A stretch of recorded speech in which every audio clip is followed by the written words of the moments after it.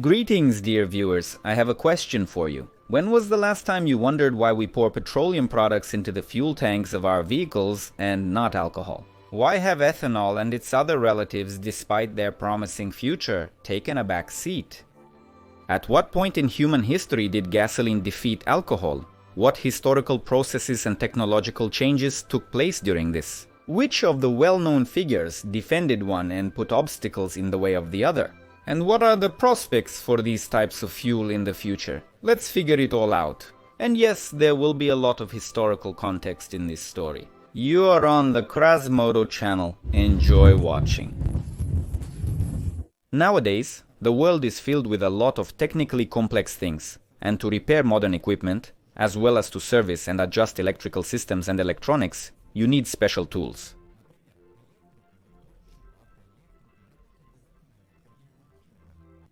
In the best traditions, let's start from afar. In the course of human society's development, various inventions appeared. Writing, the wheel, the lever, book printing, and so on. All these inventions in one way or another changed this world and made modern society exactly what it is. The heat engine is a device that converts the energy of burned fuel into motion, and it is one of the most important and significant inventions in the entire history of humanity. In the 1670s, the French physicist Denis Papin was the first in the world to create a piston steam engine. Its primitive design was not practical, but over time it was improved by other engineers and scientists, which led to the creation of an efficient steam engine. In 1698, the English scientist Thomas Savery presented a steam pump, and things started moving. The age of steam had begun. The early heat engines, which operated on the principle of external fuel combustion, were quite large in size. For the most part, these were steam engines. Their operation required boilers, condensers, evaporators, heat exchangers, tenders, pumps, and water tanks. Meanwhile, the piston and cylinder, the steam engine's main functional components, were relatively small compared to the whole installation. As steam engines developed, many inventors were visited by the idea of combining the fuel with the working medium of the engine. That is, the idea of creating an internal combustion engine. And this means both smaller dimensions and the intensification of the processes of intake and exhaust. So, if an external combustion engine could be fueled with anything that burns, whether it's coal or firewood. But in the case of the internal combustion engine, engineers faced a difficult task: to ensure that the necessary amount of fuel and oxygen with air would regularly and timely enter the cylinder so that this mixture would burn properly and do work. And in this case, the most practical fuels were flammable liquids and gases. And progress in the field of designing and developing internal combustion engines is closely linked to the discovery and use of various fuels, including synthetic ones. Since the composition of the working fluid produced by the combustion of the fuel-air mixture, its calorific value, the combustion speed of the mixture, and the cycle parameters such as the compression ratio depend on the fuel used, it also largely determines the mass, size, and power characteristics of engines. And the first fuel that the internal combustion engine ran on, by the way, throughout this story, I will use the abbreviation internal combustion engine to refer to the internal combustion engine, since we will not be returning to steam engines, was illuminating gas. Many scientists and engineers contributed to the development of internal combustion engines.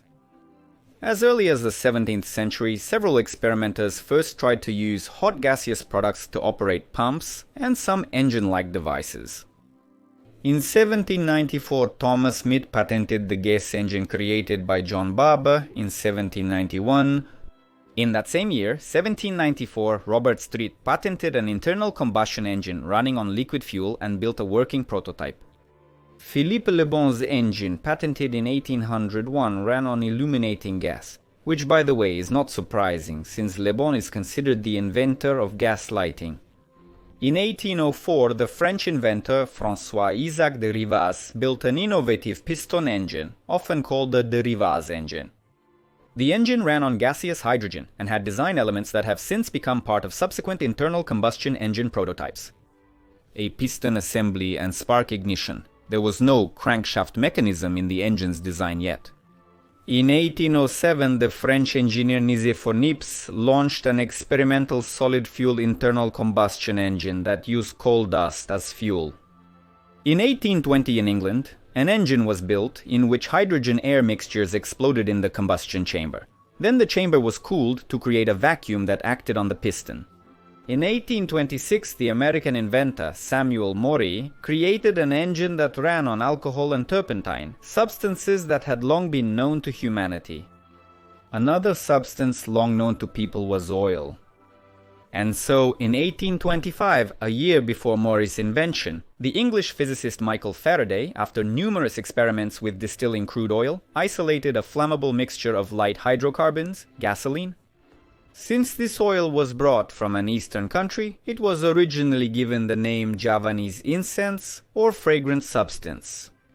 Over the next several decades, inventors and engineers built engines that use the pressure created by fuel combustion rather than a vacuum, and engines in which the fuel was compressed before ignition. However, none of them managed to develop a working and efficient system. Finally, in 1860, Étienne Lenoir from France released an engine to the market that ran on illuminating gas and was efficient enough. The appearance of an engine running on gasoline was only a matter of time, and such an internal combustion engine was created around the same time by several engineers and inventors. In 1879, Carl Benz patented a reliable two-stroke gasoline engine. A year later, a fully functional gasoline engine was developed in the Russian Empire. Its inventor was a subject of Austria-Hungary, the Serb Ogneslav Kostović. In the New World, the palm of primacy in creating the gasoline engine and the first gasoline automobile belongs to Charles Duryea. Duryea saw a stationary engine either by Benz or Daimler. Maybach at a fair in the state of Ohio in 1886 and became inspired by the idea of creating his own engine. By 91, he had completed the project and, together with his brother Frank, built a car. As you can see, historically, different types of fuel were destined to compete for the preference of engine builders and motorists. Each type of fuel had its own advantages and disadvantages, and the main rivalry would be between alcohol and gasoline. It is believed that the classic four-stroke internal combustion engine was first assembled in Germany in 1876 by the self-taught German engineer Nikolaus Otto. This engine was intended for stationary use in the metalworking industry and ran on pure ethanol, simply put, alcohol. Although before that, in 1863, Otto experimented with the gas engine. What was the situation with gasoline at that time? At the end of the 19th century, the only way gasoline was used was as an antiseptic and as a cleaning agent, for example, for fine lace. In fact, gasoline was a byproduct of kerosene production, and you could find it not at gas stations like today, but in pharmacies and hardware stores. But alcohol was much more widely used. This fuel showed great promise. It burned bright and even, without smoke or pungent odor. The only byproducts were carbon dioxide and water, with no sulfur or lead oxides. People learned to make ethanol back in medieval Europe. A simple distillation still was part of every alchemist's standard equipment. Moreover, such devices were an important attribute of any respectable private household, and the volume of the resulting product depended only on the amount of raw materials chosen.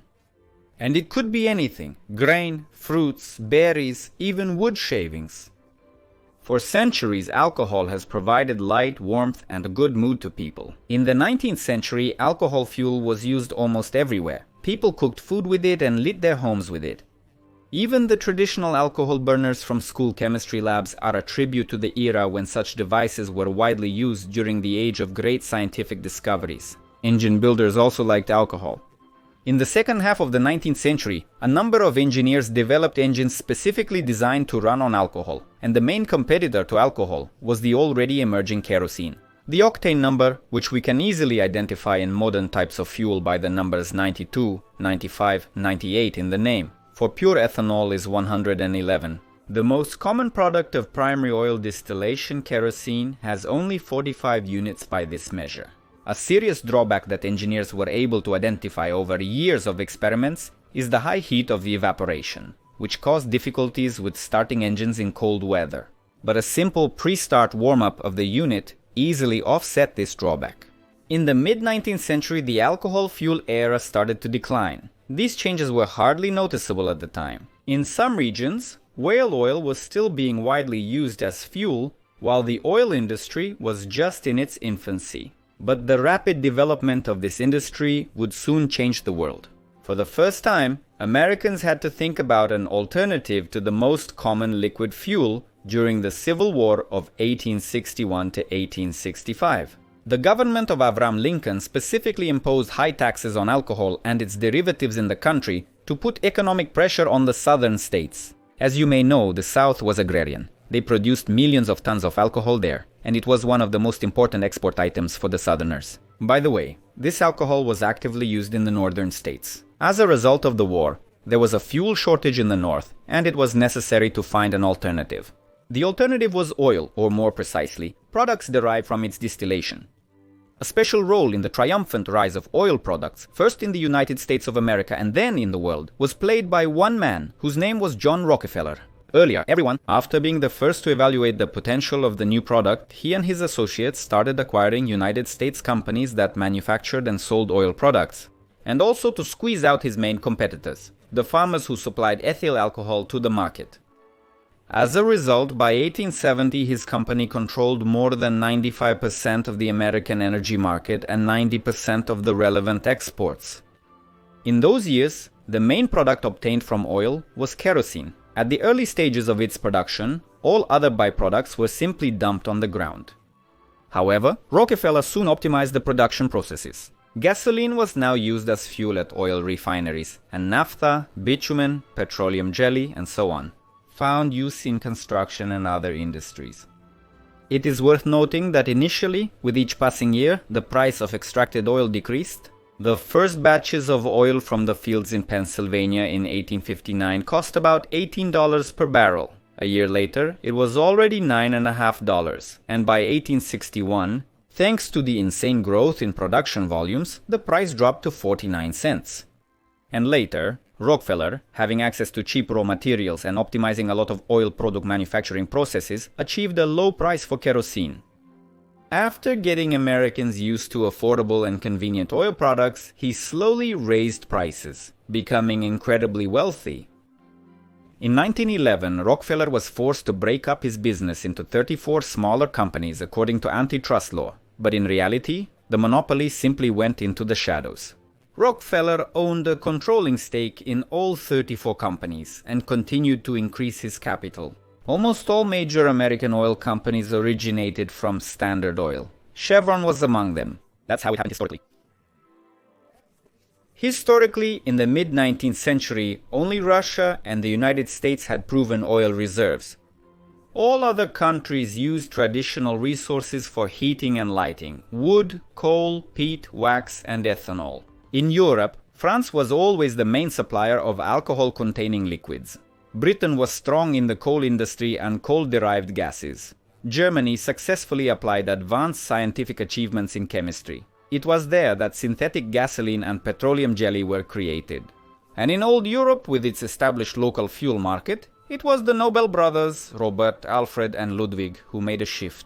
This trio turned their attention to the promising oil market and to the oil deposits in the south of Russia. In 1873, the brothers established oil extraction and the delivery of products to the European markets. They even built an oil pipeline from Baku to Batumi. By investing the money they earned into the development of petrochemical production, they brought the level of purification of the resulting petroleum products to a standard unattainable for most other entrepreneurs. The technology of thermal cracking of oil developed by Vladimir Zhukov made it possible to establish the production and sale of the highest octane gasoline of that time. Rockefeller's attempts to capture this market were unsuccessful. Automobile manufacturing pioneers greatly contributed to the popularization of gasoline and kerosene. In the distant year of 1881, an experienced employee of the company Deutz AG, founded by Nikolaus Otto, 47-year-old Gottlieb Daimler was sent to Russia to study the issue of opening a new branch. It is believed that the historic meeting between Gottlieb Daimler and Ludwig Nobel, yes, he was a relative of Nobel, who controlled oil production in Baku, took place at the Nizhny Novgorod Fair in the autumn of 1881. These two people had a lot in common, and they became friends. Daimler returned to Germany obsessed with a new idea. He quickly quit Otto's company and, together with the talented young engineer Wilhelm Maybach, set up his own firm in Stuttgart.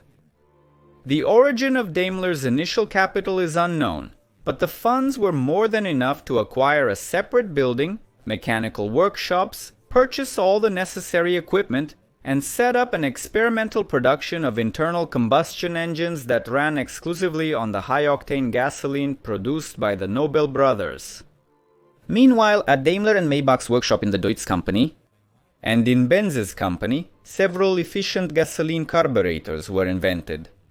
Starting from 1982, inventors created a whole series of compact but very powerful power units that could set any wheeled construction in motion. They started with two. In 1885, they constructed and tested the first motorcycle with a single-cylinder 4-stroke engine. The following year, they attached their engine to a carriage, thus creating the first motor carriage. A funny incident that happened in the summer of 1887 helped the company achieve particular commercial success. During the sea trials of a motorboat with a gasoline engine, Wilhelm Maybach accidentally sailed into the area of the Mainz Regatta, a popular rowing boat competition. Maybach effortlessly surpassed all competitors, riding off into the sunset. And already the next day, a line of people wishing to buy the same boat or at least the engine formed near the company's building. The products of Daimler and Maybach participated in all major world exhibitions, where they consistently ended up among the prize winners, and this happened not without the involvement of the Nobel brothers. The real triumph for the inventors was the World's Fair in Paris in 1889, where they presented a new self-propelled carriage. With the first V-shaped two-cylinder engine in history, with a power of as much as 1.5 horsepower, and with a fantastic, for those times, 900 revolutions per minute. At the exhibition, Daimler and Maybach not only received a gold medal, but also signed very lucrative contracts to supply their engines to France for equipping the products of young French entrepreneurs. Armand Peugeot and the Renault brothers. Another extremely famous inventor and engineer was Carl Benz. In 1886, after 15 years of research, he received a patent for a self-propelled three-wheeled carriage, which he called the motor wagon. This car was powered by a 4-stroke engine with a power output of 0.8 horsepower and a displacement of 1.7 liters, which used an improved version of kerosene called Ligroin as fuel. And you've probably heard about the case when Bertha Benz, Carl's wife, without her husband's knowledge, set off with her sons on the motor wagon to visit her mother. It turns out that Bertha made the first road trip in history. She covered 106 kilometers in 12 hours. The traveler refueled the motor wagon with gasoline multiple times, purchasing it at pharmacies along the way. The brave woman's act served as excellent publicity, and by the early 20th century, Carl Benz's company became one of the recognized leaders of the global automobile industry, having produced a total of about 600 cars by the year 1900. By the way, did you know that illuminating gas and other gases actively produced by the pyrolysis method also had certain prospects? The British were successful in this industry, and overall, illuminating gas was a convenient thing in the city. Look at these cars with huge bags on the roof. This equipment ran on gas, and in cities the gas infrastructure was well developed, making it convenient to refuel. But in rural areas, there were problems with refueling gas-powered cars. In such cases, gasoline and alcohol had the advantage, being more practical fuels for transportation. And if you thought that the Rockefellers and the Nobel brothers were real bastards who prevented poor farmers from making alcohol, don't jump to conclusions just yet. There are a lot more bastards in any story, and there are no purely good or bad guys. Everyone is grey to some extent. One way or another, any producer will defend their own interests. And for example, major owners of gas generator plants and gas infrastructure in Britain suppressed any competitors with alternative fuels for a long time. Since they invested huge amounts of money into their business and wanted only one thing, the growth of their own capital. But Henry Ford, a legendary figure in automobile manufacturing, who put car production on the assembly line and used the conveyor assembly method for this, was a big supporter of alcohol as a fuel for vehicles with internal combustion engines. In the 1890s, Ford experimented with internal combustion engines. On June 4th, 1896, he made his first test drive in a small four-wheeled vehicle, which he called a quadricycle, and the engine of this quadricycle ran on ethanol. In 1908, Henry Ford released his famous Model T for sale, the first mass-produced car in history which could run on gasoline, ethanol, or a mixture of both fuels. Ford's philosophy was somewhat different from the ideas of Daimler and Benz. As you remember, since 1861, with the start of the Civil War in the United States of America, there were high taxes on alcohol, specifically $2.08 per gallon. A gallon is 3.78 liters. Closer to the end of the 19th century, farmers repeatedly insisted on the abolition of this tax, but did not find understanding from the authorities. And finally, in 1906, the farmers' lobby found an ally in President Theodore Roosevelt, a fierce enemy of the oil industry. The Senate passed the bill to abolish the tax on the 24th of May, 1906. And the New York Times once again noted the low cost of alcohol, 14 cents from corn, 9.5 cents from molasses, compared to the high price of kerosene and gasoline, 18 and 22 cents respectively. The triumphant senators from the farming states declared that every farmer could have a still to provide heat, light, and electricity at low cost. However, just a year later, large oil deposits were discovered in Texas and their development began, which led to a decrease in the cost of gasoline and kerosene. If you track the pricing policy for both types of fuel, alcohol was always about 30 to 40% more expensive than gasoline over a long period of the 20th century. Henry Ford, who was born into a family of farmers, believed that alcohol was an excellent fuel for his mass-produced and affordable cars. Especially in rural areas, where with such a philosophy, there was basically no need to even build a gas station. Any self-respecting farmer could, through simple manipulations, obtain cheap fuel for his car from agricultural raw materials in sufficient quantities. The idea of Ford was supported by Thomas Edison and Alexander Graham Bell. In Europe, there were more promoters of ethanol due to the small reserves of their own oil. In 1902 year, at the exhibition in Paris, more than 70 carburetor engines running on alcohol and its mixtures with gasoline were shown. Also at the exhibition, a lot of household devices that used alcohol fuel were shown. Irons, lamps, stoves, and so on. And in Germany at the time of 1914 to 15, practically every car could be converted to run on pure alcohol. And some historians agree that if it weren't for the developed alcohol industry, Germany would have lost the war earlier. The Germans built a successful alcohol industry, using potatoes and sugar beets as primary resources. This industry was also developed in France. Until the 1930s in many European countries, 10 to 20% alcohol was added to gasoline. The origin of the alcohol varied, ranging from agricultural products to wood. In tropical countries where oil supplies were quite irregular, and in closed environments such as mines and factories, alcohol engines were often preferred. The fierce competition between Ford's preferences and Rockefeller's desire to make gasoline the dominant automotive fuel has an interesting history. There is an opinion that the prohibition in the United States from 1919 to 1933 was introduced, among other reasons, to suppress the alcohol production industry. Prohibition had a number of prerequisites, including a high level of drunkenness among the population. However, we are adults, and we know very well that no prohibition law has ever cured the population of alcoholism. Often, everything descends into lawlessness, crime, smuggling, and there is also an increase in deaths from products of questionable quality. However, despite prohibition, ethanol experienced a certain rise during the period from the 1910s to the early 1930s. On the one hand, some car manufacturers, the main one among them being Ford, were still investing in the creation of hybrid engines capable of using ethanol, gasoline, or kerosene. And the company Minneapolis Steel and Machinery began producing alcohol engines for tractors in 1909. And with the growing demand for agricultural equipment running on alcohol after the First World War, intensive research began on a more efficient alcohol engine. On the other hand, with the development of engines, especially with the increase in compression ratio, engineers faced a very unpleasant and destructive phenomenon: detonation. The fuel-air mixture would explode from compression even before the piston reached top dead center and before the mixture was ignited by the spark. This could be avoided by using fuel with a higher octane rating. And in the 1910s, various bureaus, individual scientists and engineers conducted experiments with mixtures of alcohol and gasoline, and alcohol proved to be quite promising. At General Motors, Charles Kettering and Thomas Migley worked on solving this problem. This pair concluded that adding a certain amount of alcohol to gasoline, about 10%, allows you to increase the octane rating. Even Standard Oil at one point added alcohol to gasoline to increase this very number. In the case of Migley and Kettering, it turned out that it was not possible to patent this method. And in 1921, Thomas and Charles first discovered the anti-knock effect of tetraethyl lead. Despite this discovery, Kettering continued to be very enthusiastic about alcohol fuel.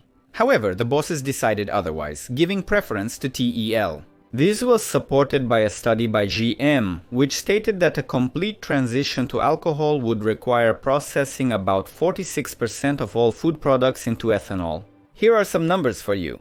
In 1921, the alcohol industry produced 100 million gallons of industrial alcohol per year. That's in the United States. But for the fuel market, it was necessary to produce 8.3 billion gallons. Overall, according to estimates, the passive areas for corn and sugarcane should have been enough, but such a growth in production volumes would have negatively affected the food market. And General Motors also refuted years of their own research, claiming that only lead could solve the problem of detonation. In 1923, three major American corporations, General Motors, DuPont, and Standard Oil, created a joint venture called Ethyl Gasoline Corporation. The product was sold under the trade name Ethyl. This name was chosen specifically so as not to scare people with the word lead. As it turned out later, the inventor was well aware of the dangers of lead poisoning and had warned the management about it. But for the sharks of capitalism, money was more important. Ethyl Corporation always pursued a policy of stubbornly denying the toxicity of its products. In the following decades, most gasoline in the United States and around the world contained tetraethyl lead. By the 50s, the public was already aware of the dangers of lead in fuel, and in 1965, the fight to ban tetraethyl lead was led by the American geophysicist Claire Cameron Patterson, who accidentally discovered the facts of total environmental lead contamination. However, fuel manufacturers' strong lobbying delayed action for a long time, and only from the 70s did they gradually begin to phase out TEL, completely eliminating its use by the beginning of the 21st century. Supporters of alcohol in the 20s and 30s of the last century often exposed various shadowy connections of major companies such as Standard Oil, Interessengemeinschaft DuPont, United States Industrial Alcohol, and so on. But most investigations were discontinued. In 1933, the American Petroleum Institute called for the formation of emergency committees at the state level to combat alcohol fuel. The memorandum explained that mandatory mixing of alcohol and gasoline harms both the oil and automotive industries, as well as state and national treasuries due to reduced oil consumption. And the only ones who will benefit are the distillers, the railroads that will transport the alcohol, and the bootleggers, who will have entirely new opportunities for fraud. During World War II, a number of countries were forced to reconsider alternative fuels, including the United States, despite all the efforts of the oil industry to fight against alcohol. As military industry plans grew, the necessity for alcohol became clear. And by 1942, the alcohol industry had reached a production capacity of 600 million gallons per year.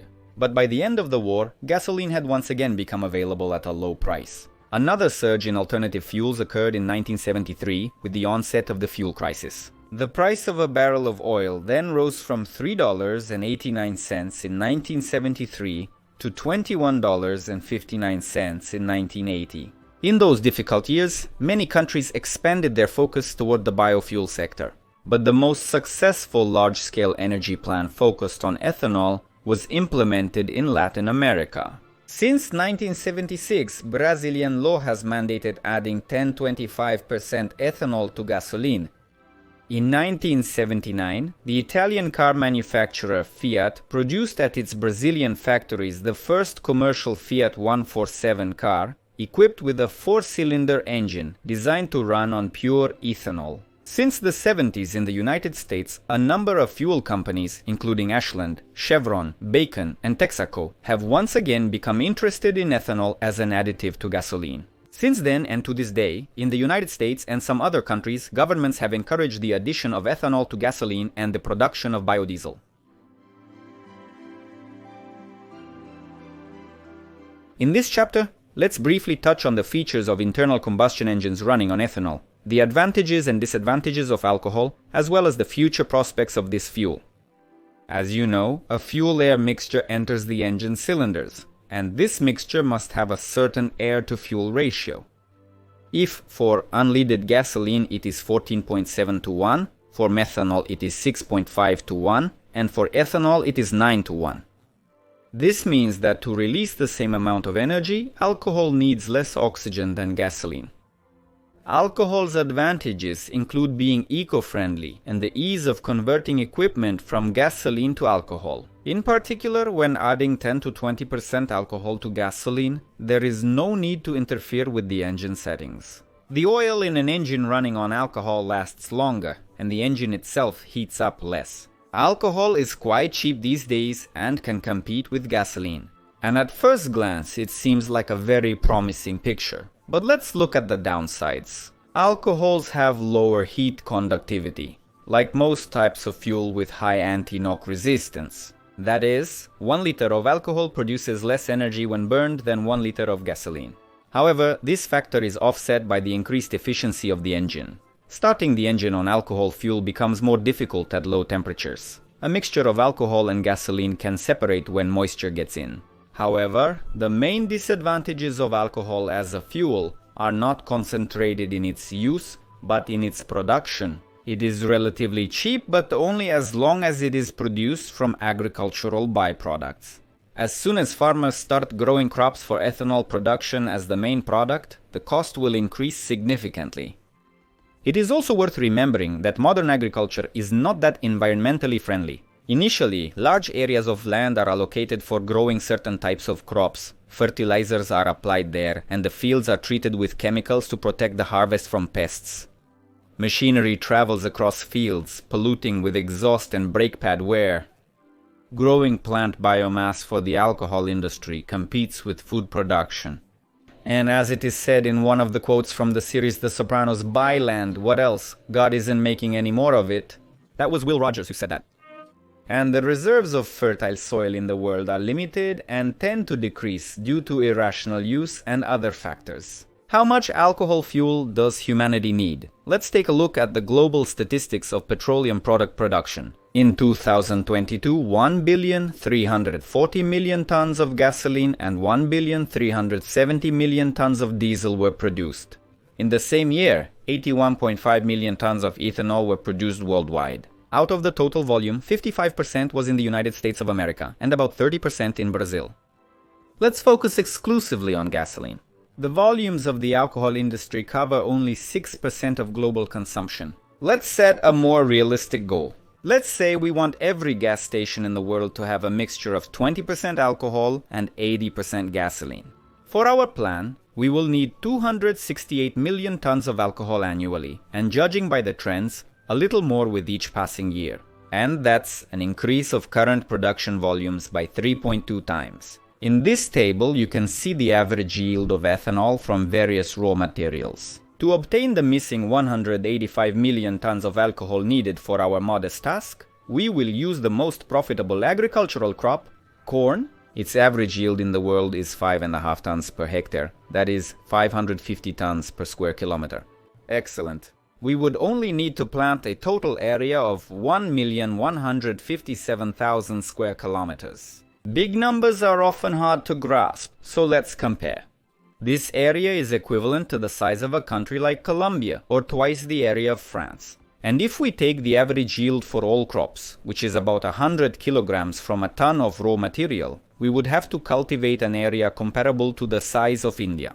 Some viewers might remember that there is also methanol.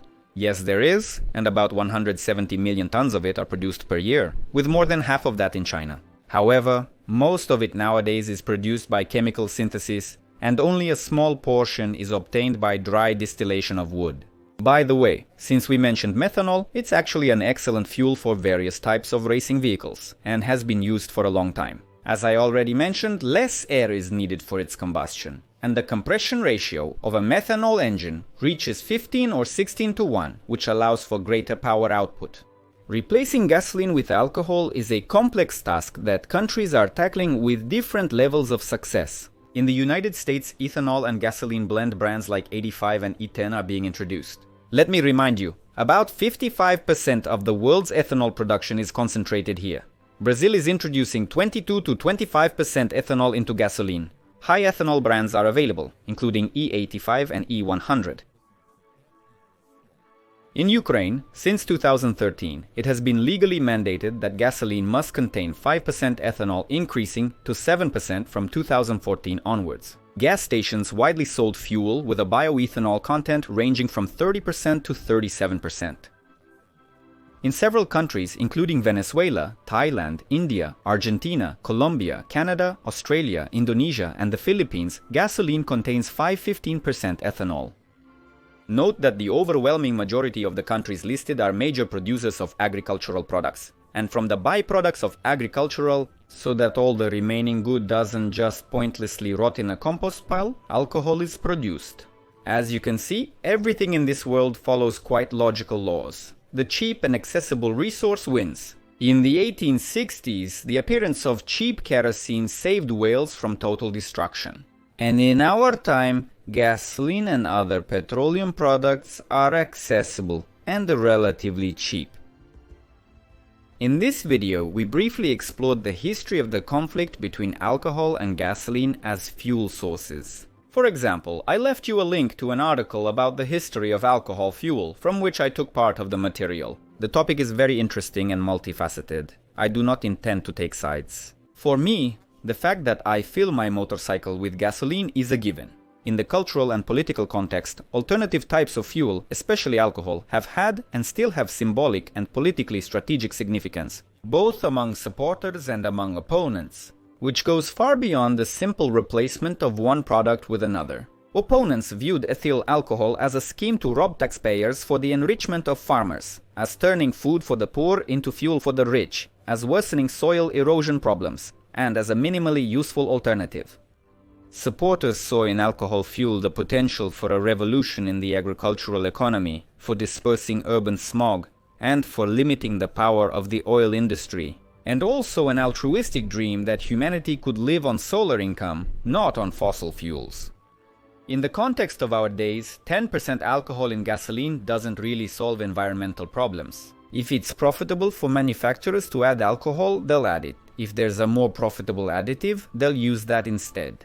We have enough oil to last 50–70 more years, and by then, an alternative will be found. This concludes my story.